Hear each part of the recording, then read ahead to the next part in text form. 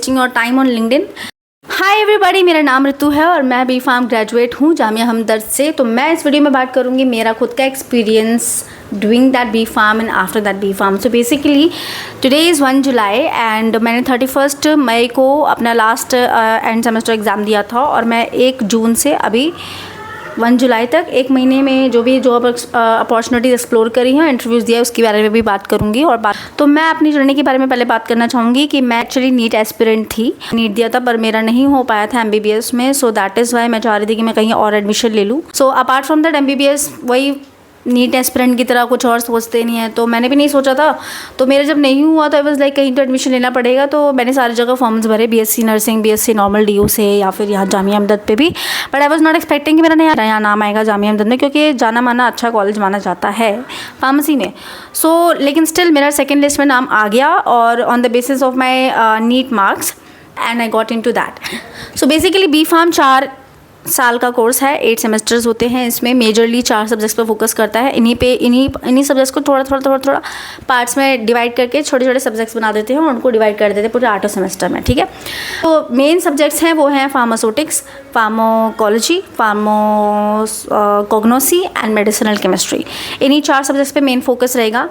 तो ईयर तक I was not feeling like मुझे करना है, मुझे मज़ा नहीं आ रहा, मतलब क्या आ गई मैं, ये सब सोच रही थी ऑब्वियसली। बट स्टिल लाइक दोस्त बन गए तो माइंड डाइवर्ट हो जाता है। तो completing that course like 4th year में ही फिर आप सोचते हो कि करना क्या है भाई आगे। कुछ लोग M.Pharm के लिए चले जाते हैं, कुछ लोग अपना कोई फील्ड लाइक MBA के लिए चले जाते हैं, ठीक है।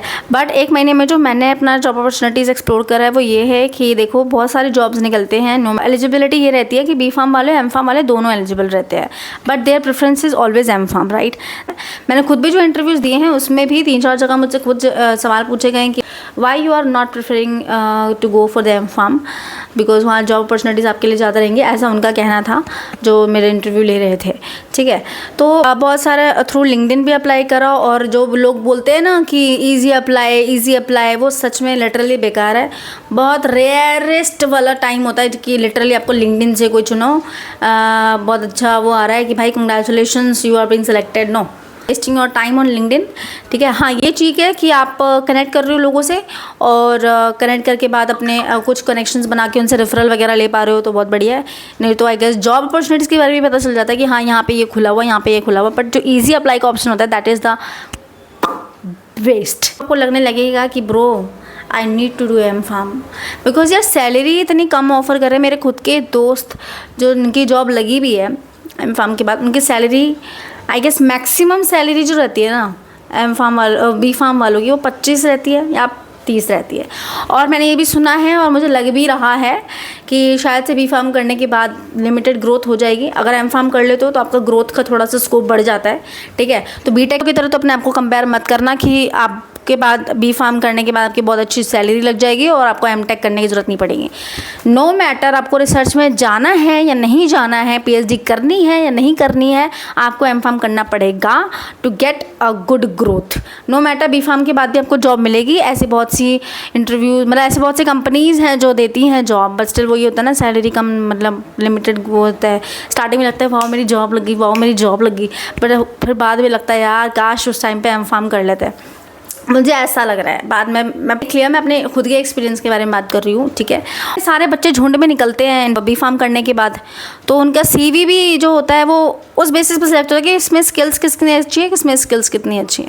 दैट इज़ द थिंग, आपको स्पेशलाइजेशंस करना ज़रूरी है, ठीक है, बात ये क्लियर है। और जनरली अगर मैं आपको बात करूँ तो सन फार्मा वाले की अपॉर्चुनिटीज़ जो होती है, जो सन फार्मा की कंपनीज़ का निकलता है, उसमें बोला जाता है 10 से 15 ईयर का एक्सपीरियंस होना चाहिए बी फार्म कॉलम, 10-15 साल का experience, then job opportunities. Fresh और नो MR की जॉब है फ्रेशर्स की अच्छी से, ठीक है। फ्रेशर्स के लिए MR की जॉब है और मेरे क्लास के कुछ बच्चे कर भी रहे हैं।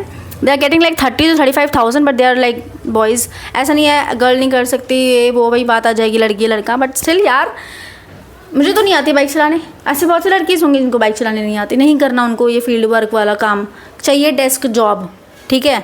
तो क्या करें फिर, हैं। अब हमारी कॉलेज का तो बारे में बाद में बात करेंगे, जामिया हमदर्द का सेपरेट वीडियो में बनाऊंगी, उस पर बारे में बात करेंगे। अगर आपको चाहिए तो मुझे कमेंट में ज़रूर बताना गाइस प्लीज़, तो मेरे को मोटिवेशन मिलेगा कि मैं अपने कॉलेज के ऊपर भी थोड़ी प्रतिक्रिया दूँ। ठीक है. So that was my experience. I'll make a video soon.